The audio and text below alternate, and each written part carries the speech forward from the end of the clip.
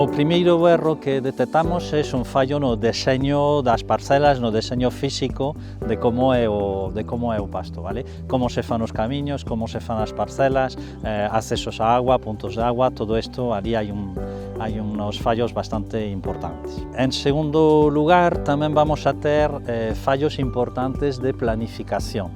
É dicir, non se planifica ben cando teñen que entrar os animais, cando teñen que salir de unha mesma parcela, ou ben dentro do pastoreo cando hai que empezar, cando hai que salir, como xestiono toda a alimentación complementaria, si meto os animais de noite, de día solo, si meto as superficies para facer silo, todo eso non se xestiona ben tampouco. Como outro factor tamén de erros, temos moita desregulación do que é a adecuación entre o que haya pasto e o que se dá de comer aos animais a maiores. A alimentación complementaria que damos a pasto, ou ben que damos en cuadra antes ou despois de que os animais estén no pasto, no?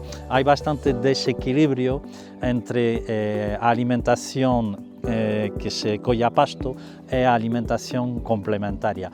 De feito, moitas veces a alimentación en cuadra realmente non evoluciona conforme evoluciona o pasto, entón estamos moitas veces con racións moi desequilibradas. Existe outro factor de erro tamén que ten que ver co solo. Polo xeral hai moito descoñecemento ou mesmo despreocupación polo que é a vida do solo, entón eso nos leva a determinados manexos que perxudican bastante o solo e o propio pasto.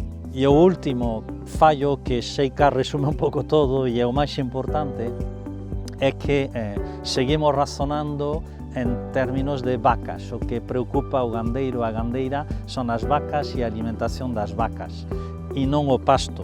Entón, eso conduce a que temos erros no pasto por pensar antes no benestar e na alimentación e nas condicións das vacas que pensar na supervivencia e na productividade do pasto.